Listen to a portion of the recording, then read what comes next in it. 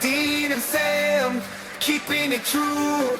Watching old movies so you don't have to. With the benefit of hindsight, we'll see where the movies truly are.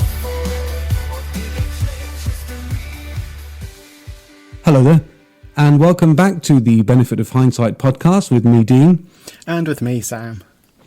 So for those of you who are joining us at episode 1 of the podcast and haven't listened to episode 0, it's probably going to be helpful to you to know what we're doing. So Sam, why don't you explain to our listener what it is that we're doing here with our podcast?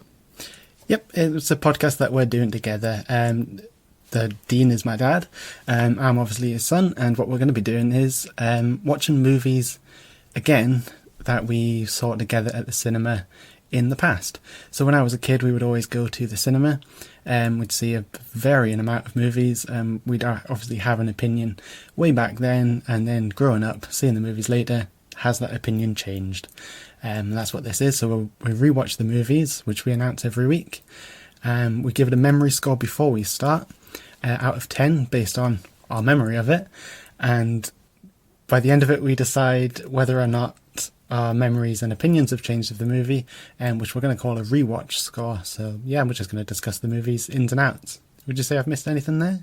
No, I don't think so. I think that's pretty clear. So yeah, so the benefit of hindsight is whether or not we see the movie differently much later on after watching it. And we decided that it would be nice to do for our actual episode one of the Star Wars saga. So we've been looking at episode 1, The Phantom Menace. So we gave the movie a memory score, and I gave it a 2. Sam, what did you give it? For me, I went right in the middle and gave it a 5. I thought a very generous 5, but that gave us an overall score of 3.5 for The Phantom Menace. So we had a brief discussion about the movie, about what we remembered about it, and since we've had that discussion, both Sam and I have gone away and watched the movie again, independently. We haven't watched them together. We've independently gone away and watched the movie, and we're now going to discuss the movie to see whether or not our scores and memory of the movie has changed with, as the podcast is called, The Benefit of Hindsight. Just a bit of a plug for the name of the podcast, but yeah. Got to get that in. The Benefit of Hindsight podcast with Dean and Sam. So we have a 3.5 overall for episode 1, The Phantom Menace. So how are we going to do this, Sam? I mean, we can just sit and talk about the movie if you want to.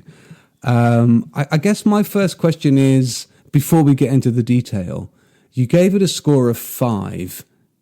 How fair do you think that score is, having rewatched the movie? And then once we've done that little bit of conversation, we can then get into the discussion as to why that is. Yeah. I don't know if I was being a bit too fair. Because obviously I think from watching it in more recent years, based on the other movies that have come out, I think I think what I've discovered is it's the first part of a huge saga. I mean, might not have been done in that order originally, but it's episode 1.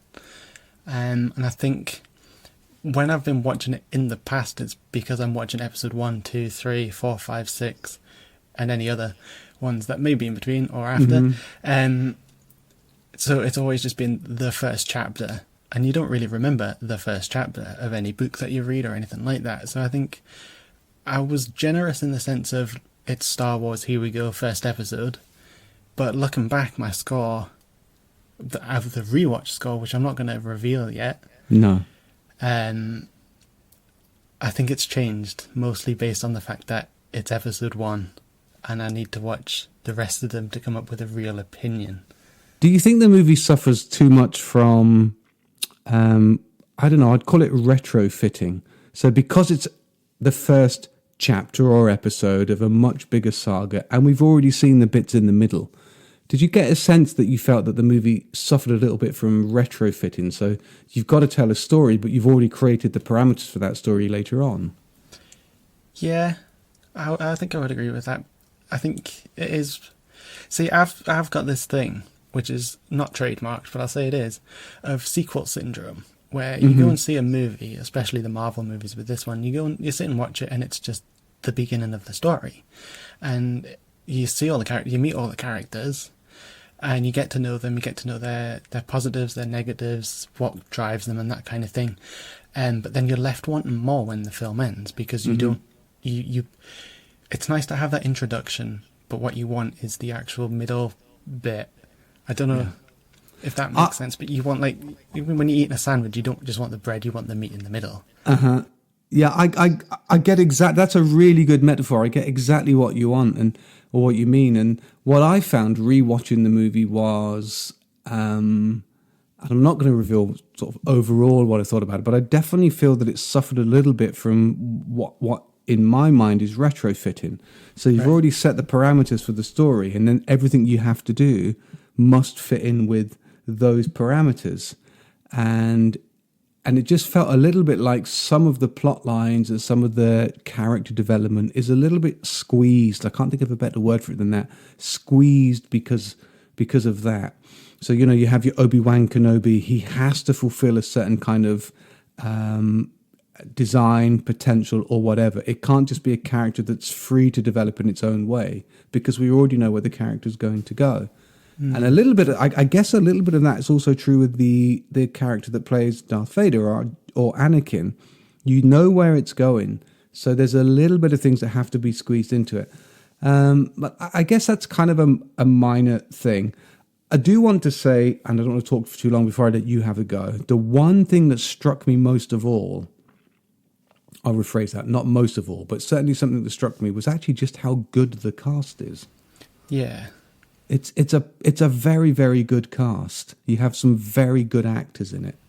I think as well, on top of that, you've got a lot of legacy characters here. So you've obviously got, who's been playing Darth Vader / Anakin Skywalker, and especially Obi-Wan Kenobi.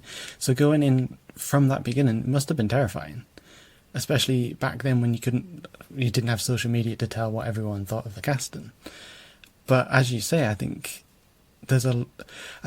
for me, mostly with that, it's based on the characters that are already existing, especially Ewan McGregor's Obi-Wan Kenobi, because it's convincing and it works, and he plays it in a way that says, okay, this is that same character that Alec Guinness played, but he's younger, and you can clearly see the trauma and everything that he's been through in the lead up, and you can understand his motivation.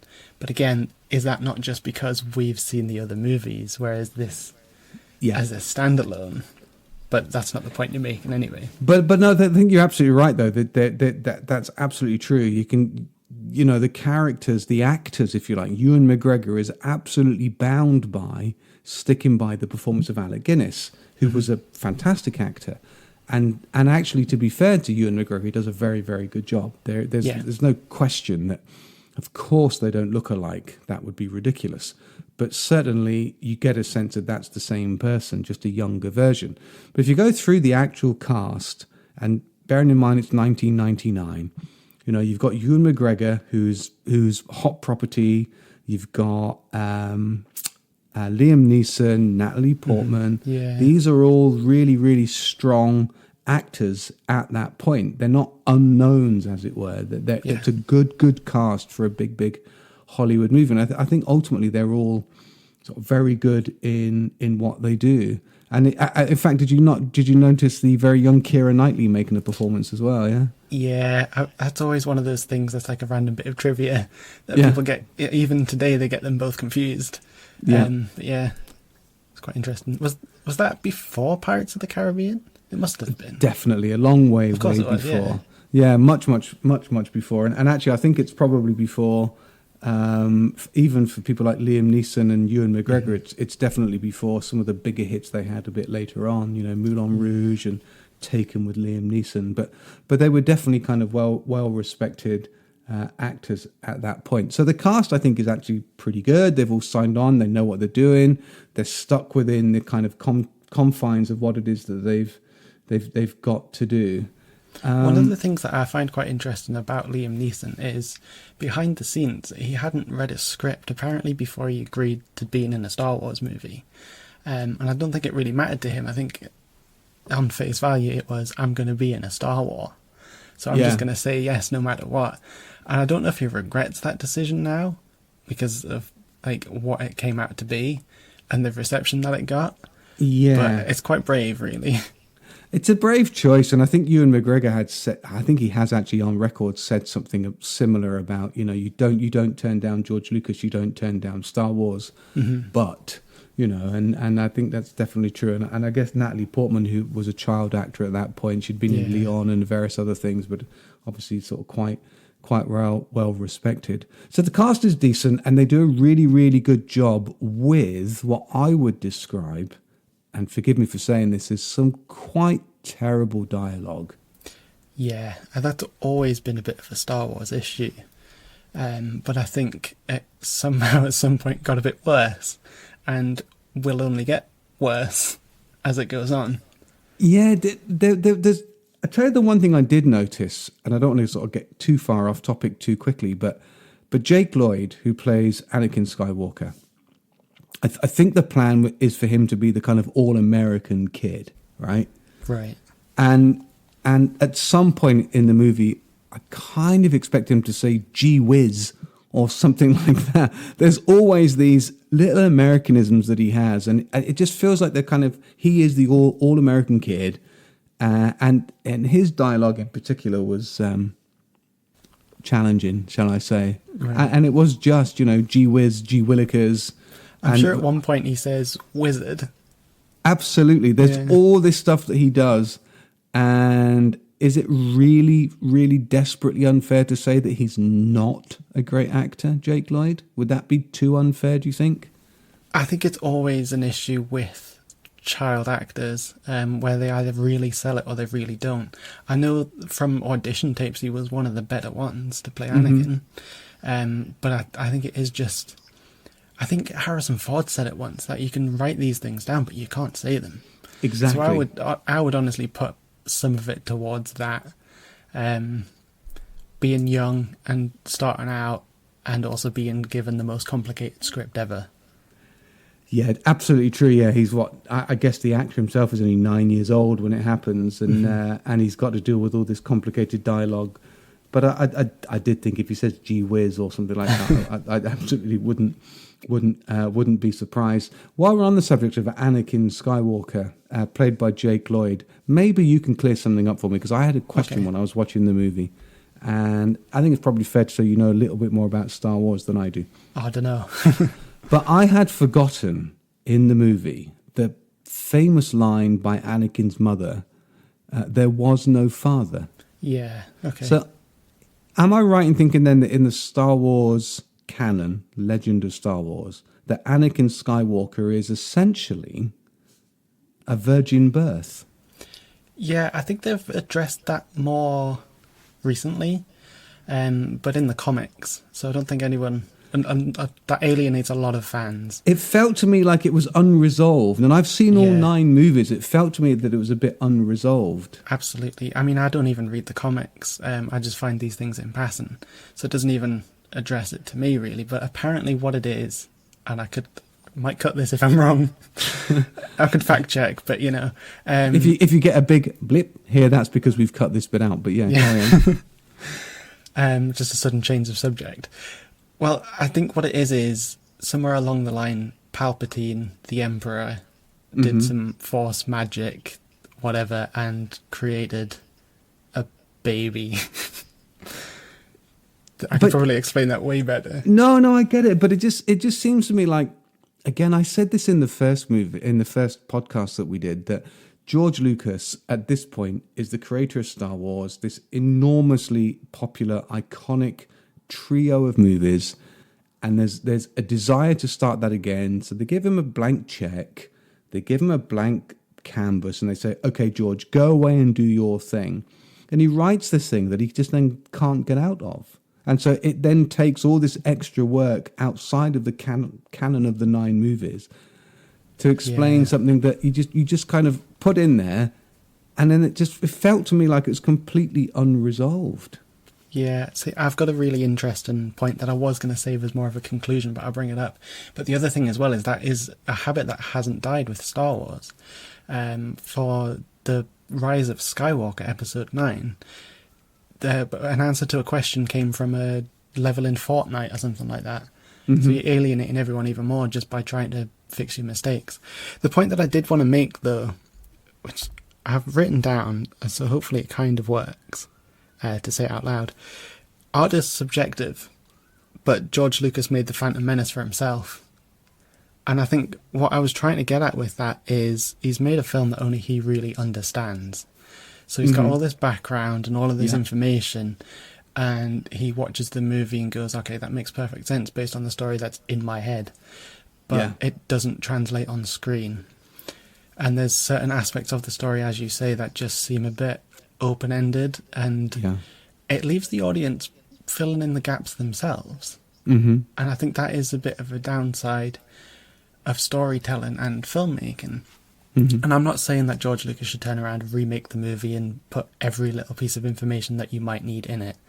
There's a good bit of dialogue that I also made a note of that backs that up. But I think, in a way, you do need to say what you're trying to get the point across is. And I'm not asking for him to simplify the movie. We know it's about a kid who becomes a Jedi and turns evil. But there's just little bits here and there that feel like... Because another thing... I'm just getting sidetracked here. No, carry on. It's good. When Darth Maul is fighting Qui-Gon and Obi-Wan at the end of the movie, the behind-the-scenes understanding of that is it's Duel of the Fates. And I know that's the name of the song, but it is essentially, if Qui-Gon lives, Anakin gets trained by Qui-Gon, and the whole saga is completely different. But because he loses, it's Obi-Wan who does it. Duel of the Fates. It's Anakin's fate that is in play at that moment. That is quite some insight. I don't think it was from me. but it's definitely insightful from somebody, because all I remember about that bit when I watched it again was, I didn't know Duel of the Fates was in episode 1. I remember it absolutely from episode 3. But I got quite excited when I heard it in episode 1. But that's actually... quite insightful, yeah, of course. I think there's a version of it in episode 3, and I suppose in a way it just sort of adds to the Duel of the Fates thing anyway, but at that point you know who's going to win. But yeah, it's been looked at before. There's quite a lot of things that I have seen about the behind the scenes of Phantom Menace, which I found quite interesting. There's Sam Witwer, who I don't know if you know, but he does some of the voices in the Clone Wars series of Darth Maul and Emperor Palpatine and a few others. And he's once spoken about how the first time he sat and watched, I could be completely wrong about this, don't quote me on it, he sat and watched Phantom Menace and thought, hang on a second, what is George Lucas trying to tell us here? What is the point of the story that he's trying to get across? And that also just goes with what I was saying about he's made a movie for himself. But it's more of what is the story that he's trying to tell? And obviously there's the whole CGI thing, and he's paving the way for the future of movies, but it sort of sits as a I don't know, like a piece of storytelling that he's trying to get the point across. And I don't think it really... Nowadays you get movies where you can look into it and it's about wars in countries or coronavirus. And you can read between the lines. But with George Lucas, it's trade federation. What is he trying to get across? And I do think in a way, I know there's a lot of complaints about the trade federation and I totally understand them. But I think as the starting point of Star Wars, it is a good place to start it on the most menial thing that creates a war and then creates the whole story. I don't want to jump in and interrupt you there, but I think if I think back to when I first saw the movie, and this is essentially the meaning of the podcast, I do remember thinking trade federation, taxation routes, etc. What the devil is this all about? And then when I watched it again, with the benefit of hindsight, I thought that's actually very, very interesting and really not quite as bad as you might think. The seed for this enormously long, complex space saga is something very, very trivial. And actually, if you can then go back through history, and again, I'm not an expert on this, but if you then go back in history and you look at all the major world conflicts, they all begin with something that's actually fairly trivial, and a disagreement about something somewhere. So I actually think you're right about that. I think that's actually much more telling than just, we should have started with something. You know, the fact that the whole of the Skywalker saga begins with a trade dispute. I think that's actually quite meaningful. In some ways, I think it's actually very insightful and quite intelligent. Yeah. I had a point then, but I forgot. That does, by the way, before you jump in with your point, the insightful and intelligent in no way excuses Jar Jar Binks. That's a good segue. Yeah. It's just not an excuse though for everything else that follows. So let's talk about Jar Jar Binks. Let's go straight to Jar Jar Binks before we get deep into film and political theory. Let's stick with the obvious things. Yeah. Sam, talk to me about Jar Jar Binks. It's one of those controversial topics and subjects. Without going into the background of it immediately, we'll just stick with the whole benefit of hindsight. And when the movie came out, not a lot of people liked him. And you can totally understand that if you look at it as immediately as reading something in a paper. Why is this so hard? It's a difficult one for Jar Jar because he's like Marmite. You either love him or you hate him. You secretly love Jar Jar, don't you? I don't know anymore. I think you're sitting on the fence here because you want to Yeah. say something really positive about Jar Jar, but actually you're sensing that I want to say something really negative. So I think you're trying to cross a bit of a line here. Do you know what I think it might be? Go on. Sorry, interrupted. I think it might be that he's got so few redeemable moments that are outweighed by the horrible ones. And that's Yeah. why because I'm sure there's something that could be good about him, but then it's not. And I think the best part of including Jar Jar in that film, for a starter, because I know he's in the other ones, is comic relief. Yeah. And I'm not sure it really lands. It's just annoying. Yes. To kids, it might be different. Yeah. I think as a kid, I probably lapped it up, but nowadays it just doesn't quite. We'll come Yeah. back to that kid thing in a second, but you're right. I think absolutely Jar Jar is comic relief, and that's fine. It's absolutely appropriate in a very serious movie that's set in the tone for a series of other very serious movies. I think it's absolutely fine to have a comic relief. My problem with Jar Jar Binks as the comic relief is that he isn't funny. Yeah. You know, if you hear the line "How wooed" 3 times, Yeah. it might be funny once, but it's not funny the second time, and it's not funny the third time.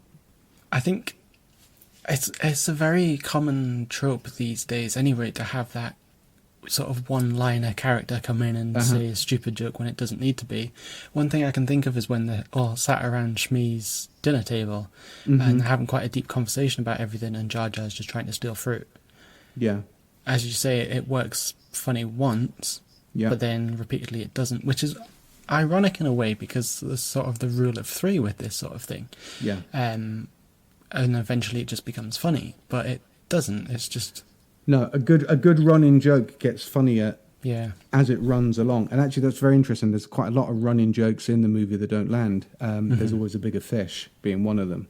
Yeah. So it's funny once.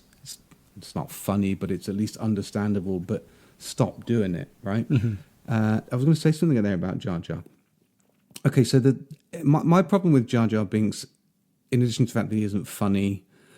Actually, I want to say something positive first. Jar Jar Binks is really first. The Jar Jar Binks is really the first CGI character in movies. Yeah. Okay, fully CGI character, and I think if you think now that movie is a quarter of a century old, so it's 25 years ago. Okay, I think the actual technology behind Jar Jar is great. Of course, you can see the joy in. Of course, you can see they're looking at a tennis ball on a stick. But nonetheless, as a fully realized CGI character, kudos to them for that. It's fantastic, and it's really, really good for that. There should be a moment in which Jar Jar is truly heroic. He can be an idiot. That's allowed. There should be a moment, though, when he proves why he's important, integral to the plot, why he is sympathetic, and he gets a payoff, and we're with him, and we love him for it. And unfortunately, that's the bit that's missing. The time that Jar Jar gets to be heroic is because he's got a gun stuck to his foot. Yeah. So it's interesting that you do mention that, though, because there's a thing in writing a script, which is Save the Cat. And a good example of it is you introduce a character, he looks like a police officer, let's say. He's a tough man, he works by the law and all of that, but then he sees a cat in a tree and he saves it. Big heroic moment. And like, as you say, Jar Jar does not have a moment where he, quote unquote, saves the cat. No, there's never a moment where you just think, well, that's why Jar Jar is there. Jar Jar has done a thing. And actually, the one time when he arguably does something good is that it's just an accident. It's not fair on the character. And I actually think that deep down inside of us, and I'm going to get really kind of over the top here, but it's okay for Jar Jar to be an idiot if at some point he does something really, really well. Yeah, I'm not going to necessarily disagree, but I will throw in a little possibility. Go on. That Jar Jar's point of the movie, to me, rewatching it, could be quite... Well, Jar Jar's point of the movie, rewatching it for me, is that they get to a point where they go back to Naboo and they say, we're going to need some help. And that is with the Gungans. And obviously they've got Jar Jar as the sort of means to go and discuss it. Yeah. Not that he has a good history with them. But he turns up and everyone's gone. And they assume it's because there was an attack, but it was actually because when Gungans are panicked, they go to their sacred place to hide. And I think without Jar Jar, you don't have an army that can take on the droids. And I think in a way, that could be his role in the movie. I know he has a bigger role later on in the second and third movie, and he's quite important there, but you need it in the first movie. And I think, if anything, that's it. Yeah. But then again, could that be reworked, or do you just remove the whole battle droid army? Because that was another thing. And I know we're talking about the end of the movie quite early on. why are droids so useless? Why can't stormtroopers aim? It's just like you've created these perfect robots, fighting machines, and they're just useless. But again, I think that's to do with the other movies, because Palpatine's in control of all of it.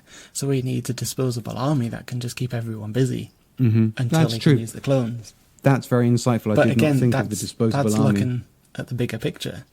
That's in a different sense of the term. That's the benefit of hindsight. Looking back, not at all related to our podcast, but with the benefit of hindsight, you can see Palpatine needs a disposable army. But there's no threat really from the droids. Palpatine for me is a bit of an issue as well. Right. I like your views on Jar Jar. I'm going to find this quite difficult to express because I don't really know what I want to say about it. But seeing the Emperor at the end of the movie, there's a bit where you see the Emperor at the end of the movie. It's completely unnecessary. Okay. And I can't remember which bit it is, which is hardly useful for a podcast in which we're discussing movies. But there's just a bit where Palpatine appears to the Trade Federation. And it's so clear that they're talking to... who's Palpatine's alter ego? Senator, what's his name? It is Palpatine. Oh, it's just Palpatine. So sorry, yeah. So they're talking to the Emperor as we would understand it, but it's so obvious that it's Palpatine. His disguise is rubbish, and it's just like, how do they not know what they're doing here? And I just think that there's a little bit of I just think it's a bit problematical. I can't really describe it. You might want to cut this bit out, but I just think that if Palpatine and the Emperor are the same person, it's almost like, so there's a bit at the end where I just felt, why are they in the same room together? Surely someone's going to figure that out. And he's talking to the Trade Federation and they're like talking to the Emperor. It's like, well, everybody in the world could see that's Palpatine. His disguise is rubbish. Yeah, I see what you mean. Before we sort of finish our discussion on the Phantom Menace Episode 1 and give it our kind of new benefit of hindsight score, a couple of other things that I think I want to mention. And this is a thing that I think is actually quite key to the movie. Star Wars, 1977, Empire Strikes Back, I think is 79, Return of the Jedi 82, somewhere within that time frame, were very, very popular with children. Okay, so I remember Star Wars. I remember Return of the Jedi when I was 11. The cards, the chewing gum, and all of that kind of toys and everything else. And it was enormously popular with the child audience. So when you come back 1999 and you're going to make The Phantom Menace, you're aiming your movie at children. So because of that, you get rubbish droids, you get the rubbish joke of Jar Jar Binks, you get an enormously long podcast race, which we haven't even talked about, but let's be honest. Podcast race. It could be 5, 6, 7 minutes shorter, right? But it's got this little kid being awesome in it.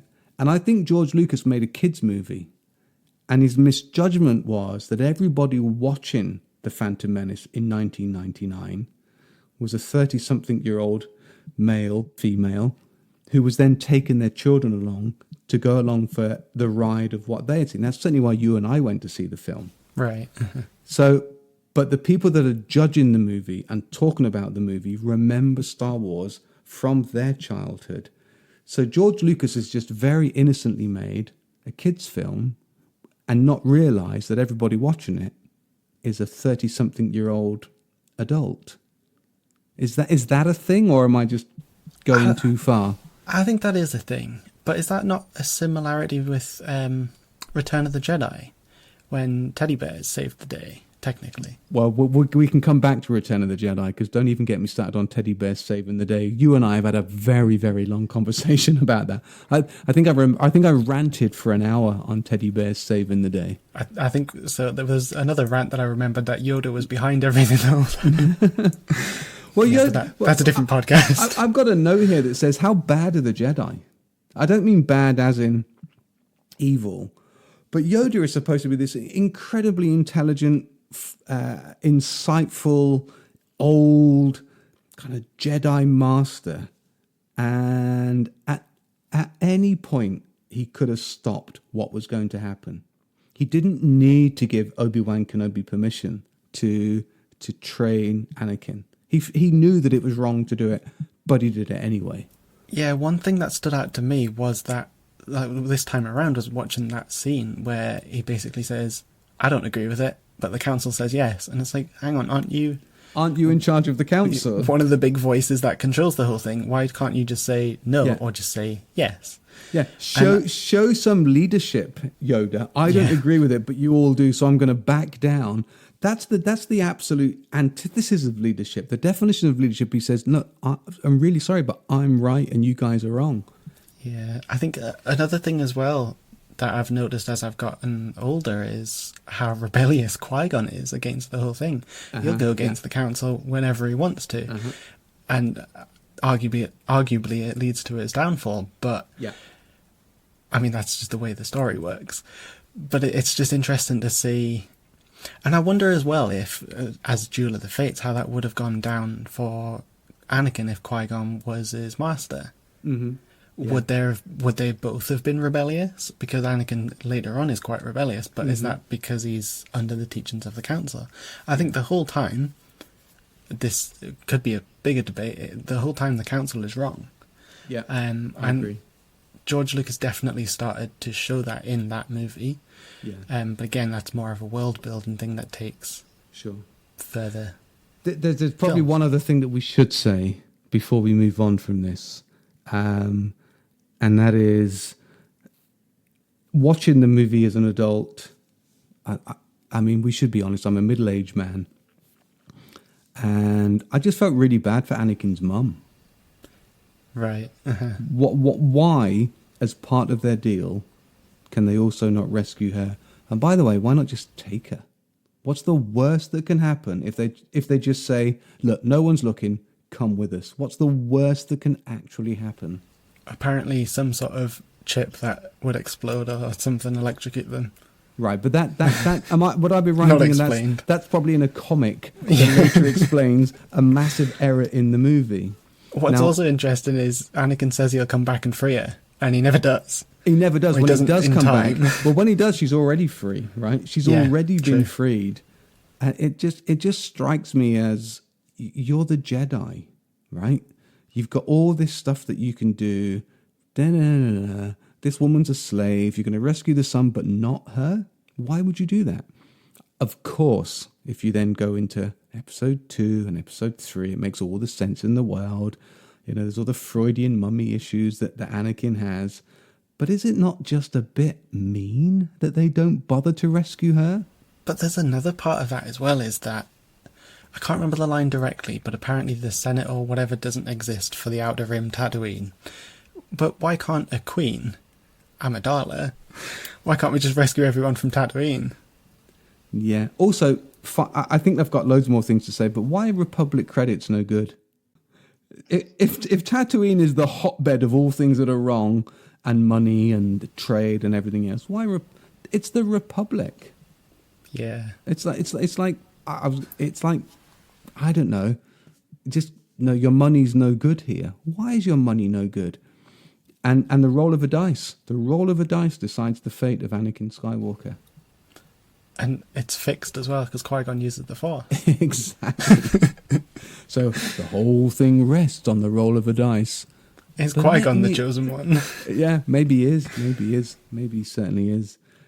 Okay, so there's 1,001 things we could say, and we could go on forever. We're not talking about pod racing.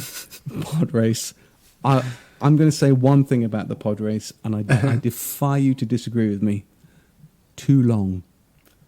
I can't disagree with that. It's too long. It's too loud. I thought this actually, just a quick note is, did it need to be 3 sort of laps? Could it have just been one, Yeah. one quick lap? One really exciting lap. I'd add a few more little obstacles in the way. Yeah. Anakin wins. Bravo. Yeah. Let's move on. Have you heard the theory, though, that the Tusken Raiders, who are there to just shoot at people, are actually time travelers going to kill Anakin Skywalker from creating mass genocide? I've not heard that theory. I should tell you that I love that theory. I so want that theory to be true. In fact, now you've said it as a theory, I believe you. I absolutely believe the Tusken Raiders are actually just time travelers. When the Tusken Raiders do that thing in episode 4, and they're trying... Who is it they're trying to kill in episode 4? Do the Tusken Raiders... Luke. Yeah, they're trying to kill Luke. Yeah. There you go. Does that confirm or deny the time traveller thing? I want to say it confirms that. I don't know how, but it does. I do too. So if you want to disagree with us about whether or not it confirms or denies it, you know our email address. Sam will give you that before the end. So I'm going to go straight to my score. So Okay. I gave it a 2 on my memory watch. So I remember being deeply disappointed. I didn't like it.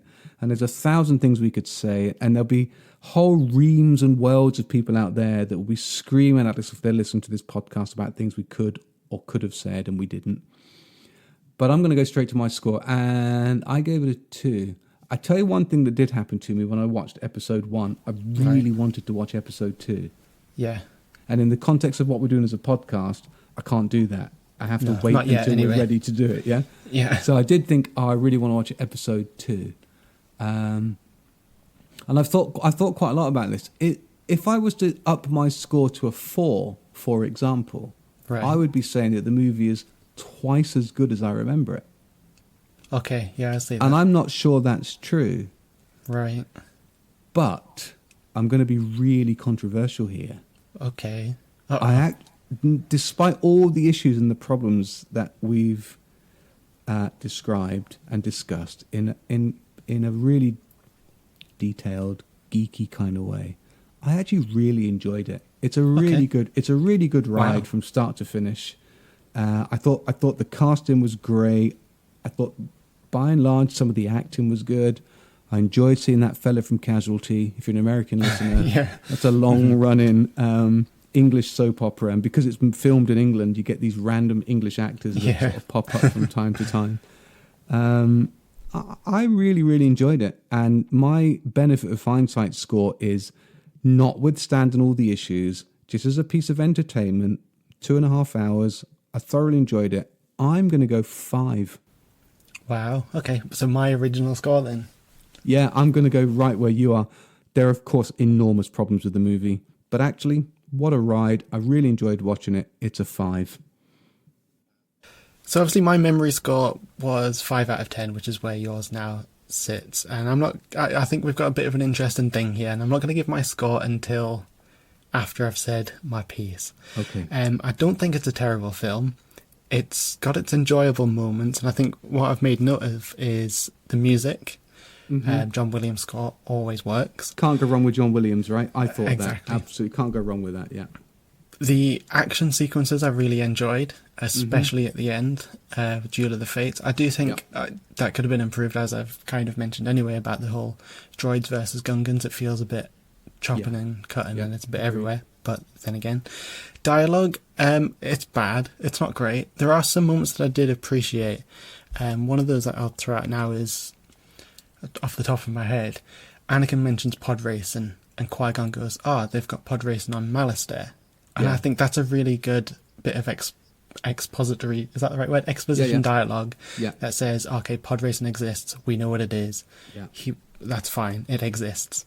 So I think that works, but then obviously there's bad dialogue too, like some of the childish jokes and just some of the explaining here and there. As you've mentioned, it is better when you're viewing the other prequels with it and the rest of Star Wars. But that is something that I think we'll discover as we keep going. There's a lot worse Star Wars films, I think. I'll not name who made them. And I do think it's aged well enough for what it is, but it's not as well. It doesn't work as well as a standalone piece. That being said, I hummed and hawed whether my score would go up or down, and I have unfortunately settled on down. So I've given it a 3 out of 10 instead. Wow! Because I was in the middle, but there were moments when I was like, this isn't as bad as I remember it, but overall, I don't think it's quite as good as I remembered it. Wow. So let's should we do the aggregate score? So we had a 2 and a 5, which gave it a 3.5. My new score is a 5 and yours is a 3. Yeah. So that gives an aggregate score of 4. So we're just 0.5 above where we were, but for very different reasons. Yeah. So our overall score for the Phantom Menace, with the benefit of hindsight, is 4. Marginally better than we remember. I do think it could change. It's one of those films where you come back to it all the time, but I think with the addition of the other ones, as I say, it's the first chapter, so I wouldn't bring it up more than what it was. I just think it suffers from its legacy, from its place in the Star Wars canon. But actually, I just thought it was thoroughly, apart from being a bit dull at times, it's only a 5. I haven't given it a 10. It's not outstanding. Just a much more enjoyable ride than I thought it was. Yeah, I think, and that's my review. As well, there's a lot of debate currently as to whether it's the best of the prequels. It's between that and the third one. But at the moment, that's not where I lean. No, it certainly wouldn't be where I lean either. In fact, I can't. Yeah, I'm going to stop what I'm going to say there because I've got quite strong views on Revenge of the Sith as well, but I think for quite different reasons. So right, okay, because I think it's a debate that I'd love to get into, but I want to save it for when we have to get into it. Okay. Yeah. And we've managed to have that whole conversation without once either of us saying the word midichlorians. Wow. I think any podcast on Star Wars Episode 1, The Phantom Menace, that doesn't mention midichlorians has done well. You see, it's interesting though, because I do have points that I could make. But if we're going to keep it at that... Or let's not make the midichlorian points. Well, actually, let me ask you a question. Midichlorians, yes or no? No. Okay. Fine. Completely. I think that's what we need. What's your answer? My if we're going to go with just one word with you, no midichlorians. Okay. Why would you explain something that's perfectly magical without it? Yeah, that was kind of where I was leaning to, but I think we should leave it at that because let's leave it at that. It's a debate that everyone goes into. And now, a word from today's sponsor. Hey there, space racers! Are you ready to kick your pod racing skills into hyperdrive? Introducing the newest energy drink in the galaxy, Pod Racer Power Boost. Packed with all the energy you need to zoom past your competition and claim victory. With flavours as bold as a Wookiee roar, Pod Racer Power Boost will have you feeling like a Jedi Master in no time. So fuel up, rev your engines, and get ready to race like never before with Pod Racer Power Boost, the official energy drink of pod racing champions. May the Force be with you. Now, the complicated bit about our podcast is we now need to spend a few minutes talking about the next film. So, anything else you want to say about The Phantom Menace? I could go on forever. Yeah. No. I'm not saying you shouldn't. I'm just saying we probably said enough. So the benefit of hindsight would tell us that we think overall the Phantom Menace is marginally better, but only because I was quite generous with my score. I can't change my mind now. I feel like I should go back and give it something else, but no, I'm going with 5. Enjoyable After ride. hearing your thoughts, I think I've been too harsh, but it's the way it is now. If you disagree with us, then you can get in touch with us through all our social media channels. We're on Twitter. Sam, do you have the Twitter thing that people can get onto? You're the younger generation. I don't really understand it. So the Twitter handle is at TBO Hindsight Pod. So that's TBO Hindsight Pod. And you can contact us via email at The Benefit of Hindsight Podcast at gmail.com. We'd love to hear any opinions that we get through. especially on the Phantom Menace, if there's anything you agree with or disagree with or think we're widely off the mark. So before we leave you, we need to discuss our next movie. Yep, for episode 2 of the podcast. Episode 2 of the podcast, not episode 2 of Star Wars. It's not just a Star Wars podcast. So I think we should go for something big. Big? So big, you might describe it as the 8th wonder of the world. Or maybe a king. Does that even make sense? It makes a bit of sense. We are, of course, talking about the 2005 Peter Jackson classic, King Kong. King Kong. This is a movie I definitely remember taking you to see at the cinema. I definitely remember it too. Not Can you quite rem- like Phantom Menace, but yeah. Because you would have been 8, I think, when this film came out. That sounds about right, yeah. 2005, if my memory serves me correctly. Mm-hmm. I actually think we went and saw it more than once. I think we did. I think there's a specific number, but I could be wrong. Okay, so I'll tell you what I think, because I think we might disagree on this. I think Okay. 4 times, but you think... 8 times. And I why I think that is, because 4 sounds more reasonable. I think I've mixed the number 8th Wonder of the World with 8 times we've seen that movie. But we definitely went back and saw it more than once, right? We did, because I remember repeat viewings of it. Yeah, me too. And I don't think there was a lot of movies that we saw Nope. more than once. Now, this is also just after Lord of the Rings, which had Yep. been massive. Yeah. And Peter Jackson was hot Hollywood property at that point. Mm-hmm. So everybody, I think, wanted to see Peter Jackson King Kong as opposed to go and watch King Kong again, because I think we'd all agree you can't improve on the original, right? Yeah. Well, yeah. Well, yeah, I mean, you know, that's I guess that's popular opinion. But what's your memory of King Kong then? We saw it multiple times at the movies. What's your memory of it? Do you know what it is? This is one of those movies that I haven't actually seen for a good amount of time.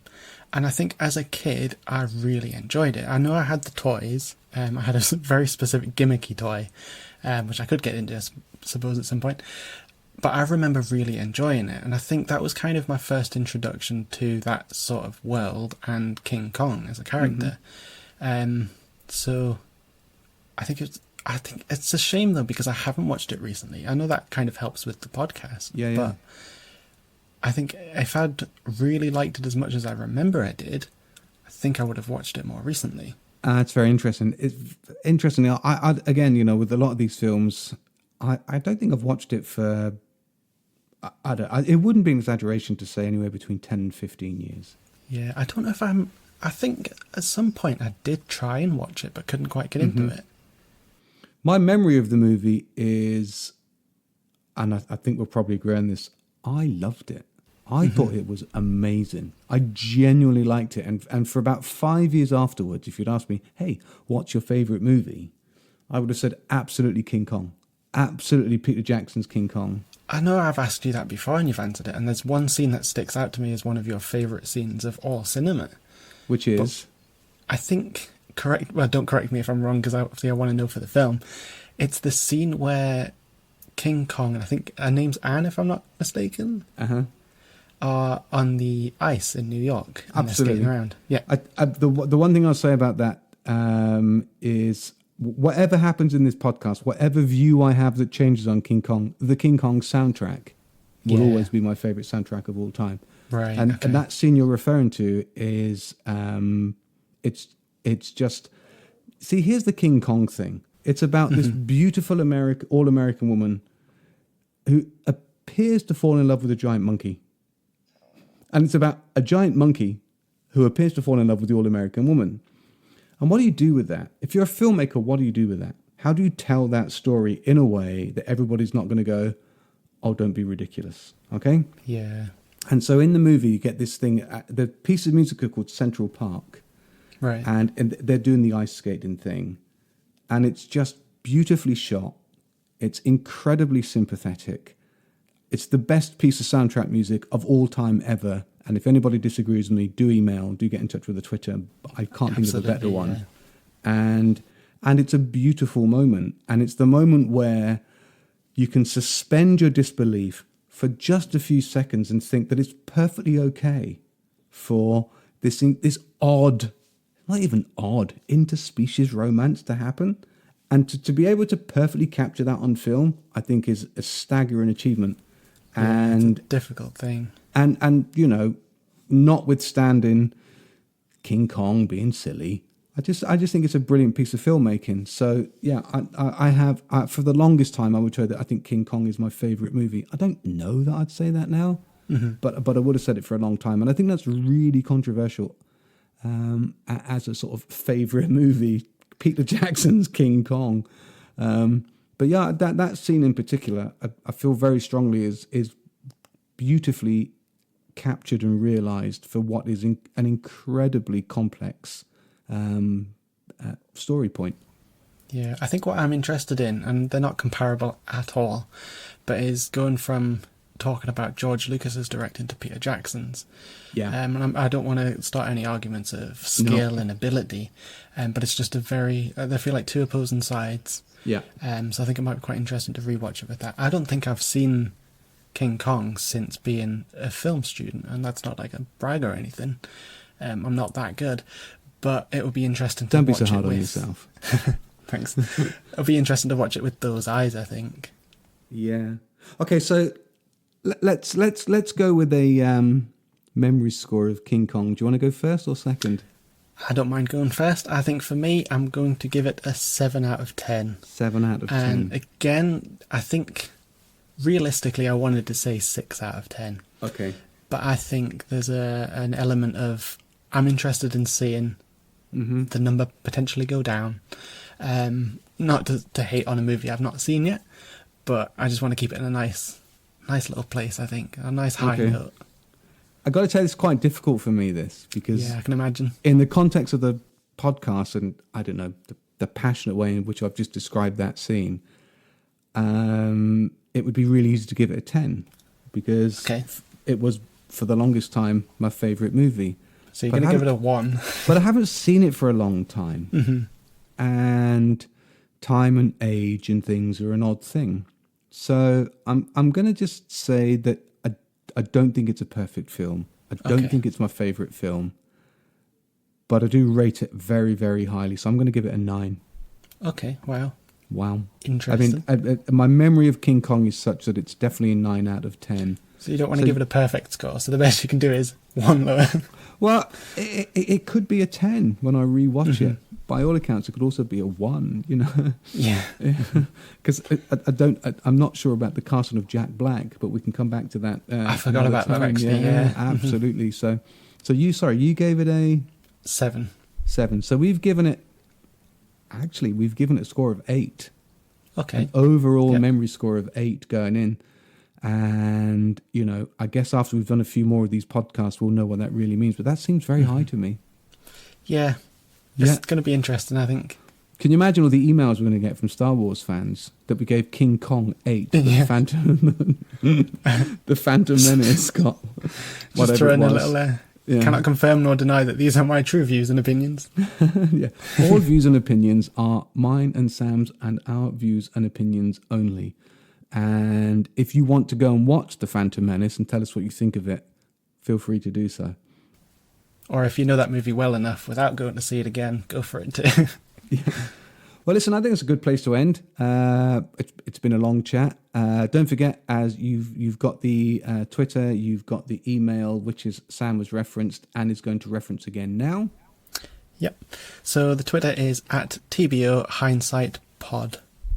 And our email is the Benefit of Hindsight podcast at gmail.com. Do email us with any of your views on Star Wars The Phantom Menace or King Kong. If there's any film you want us to watch anywhere between 1999 and 2015, you're probably on pretty safe ground. And any comments that you want to add to anything we've just said would be great. And by the way, for a new podcast, we have had a decent amount of interactions on some of our social media and a good amount of downloads. So thank you to all those people out there that listen to what we do. We are going to keep going, and we're not going to stop, right? No, not anytime soon anyway, yeah. But yeah, I'd also just like to back that up with a thank you as well to all the listeners, and hopefully those listeners are listening now as well. And if you want to share the podcast with anybody else, please do so. The best way to get this out there is for other people to share it. We're doing our best, but it's a nice thing that we're doing, right? We're not film experts. It's a father and son talking about films they saw when you were younger. And it's a nice thing. I think it's worth sharing just because in a world where some things aren't so nice, this is a gently nice podcast. Would you agree? Yeah, absolutely. Yeah, we're not going to be going into I can't even say it. We're not going to be going into huge debates or anything like that. So it's really nice. You went huge debates instead of existential, then, didn't you?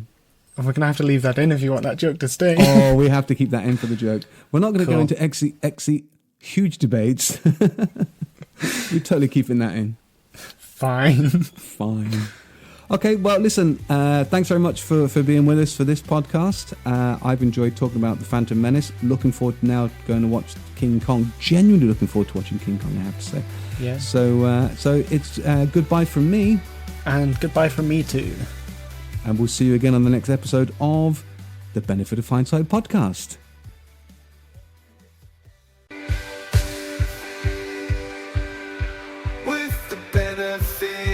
Of hindsight, we'll see what the movies truly are for, or did they change history?